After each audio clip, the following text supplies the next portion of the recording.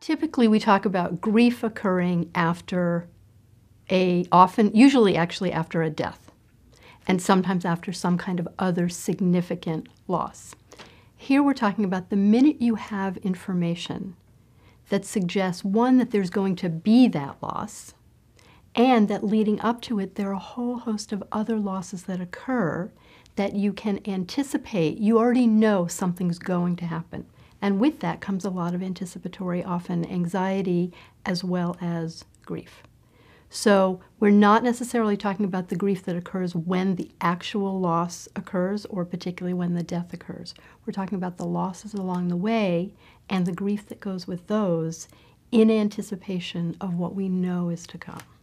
The kinds of things that won't happen, that I'm not going to see my child go to kindergarten, that I'm not going to see my child play on a sports team, that I'm not going to see my child go to college, that I'm not going to walk my child down the aisle, that we're only going to have 2 living children in our family instead of 3.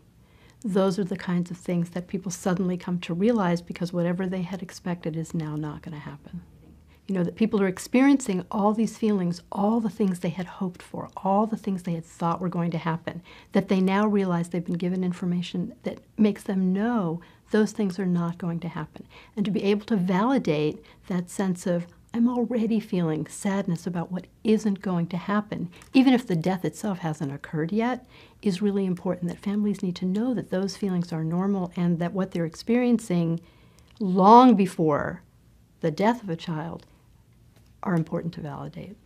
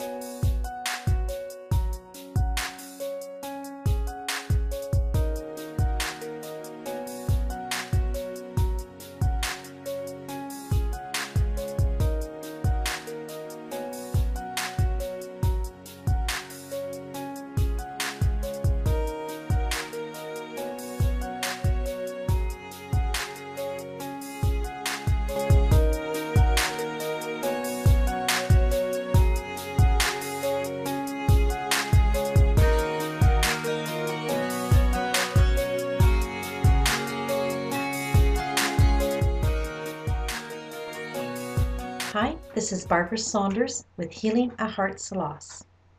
Today I'd like to talk about disenfranchised grief. And I'll say it again, disenfranchised grief. And you might wonder, well, what does that mean? What is that all about?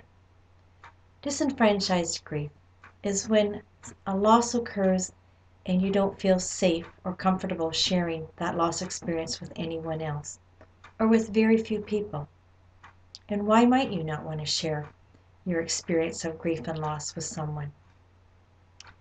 There are situations such as suicide loss, abortion, perhaps relationships that, well, maybe there's a mistress and someone dies, and who do you share that with?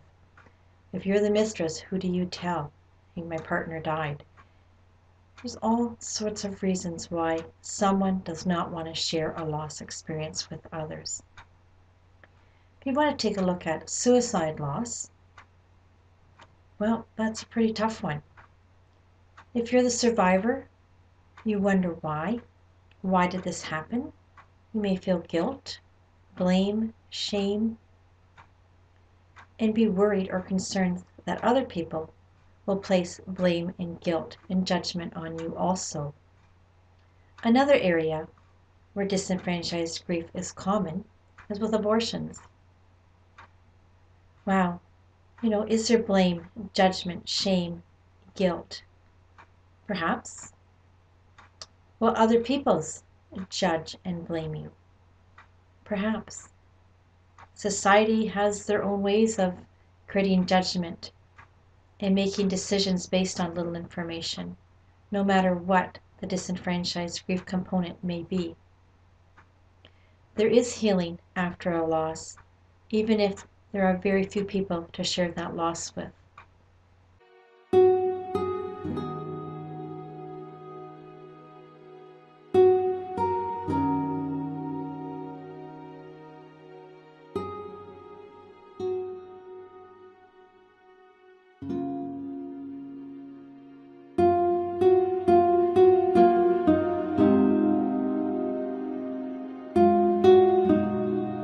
Sad and being very focused on the person that's died, and not wanting to go out and go to movies and hang out in the same sort of way socially. That's not uncommon in bereavement, in the acute phases, in the early weeks and months of bereavement.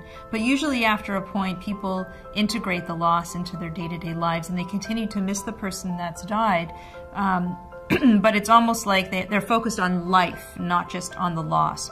And somebody with complicated grief, that shift doesn't occur. It's almost like they feel the person is still alive. They often avoid reminders of the person that's died because they're too painful. One thing I ask people is, can you look at pictures of your loved one? And when people say, I look at them all the time, to me that's a very positive sign, versus the person that, they can't look at the person, they can't think of the person. Another positive sign is when people are able to remember and laugh, and they have good memories rather than being focused on some negative, the negative aspects of the end of life period. And I often ask people if they have any anger or bitterness around what happened when the person died. People that have, had a complex medical kind of interaction, sometimes people blame the hospital or they blame the doctors, sometimes for good reasons. But if they're really focused on that part and they're not able to, go back and think about all the good moments with the person, that can be often a harbinger for what we call complicated grief. That's not something that we really diagnose until more than a year after the person's died. Recognizing that anything is kind of normal in the aftermath of loss. Sometimes people feel angry, sometimes people feel relief, and that's all normal. But complicated grief is grief that lasts, grief that doesn't wax and wane over time, and it's often characterized by anger and bitterness, in the sense that people don't understand what you're going through. People with complicated grief often don't come to see me. They don't, because to talk about the loss is painful also. You want to avoid the loss. At the same time, there are kind of reminders and triggers of the loss everywhere around you. Feeling sadness when you're grieving is very normal. Not eating and not sleeping well in the early days, the early weeks, the early months, that's not uncommon. Feeling lonely because you've had some profound changes, and we're talking about grief due to loss of a loved one. Your whole life has changed, and if that person is so focused on the loss that they're not going out with friends, they're not wanting to see family, they're not able to function day to day, that is a sign that the person probably, almost certainly needs to have to check in with somebody about that, and preferably a health professional. Maintaining connections and not isolating yourself is so important. And depression can be treated. There's no need to suffer. And there are other people that have experienced what you're experiencing.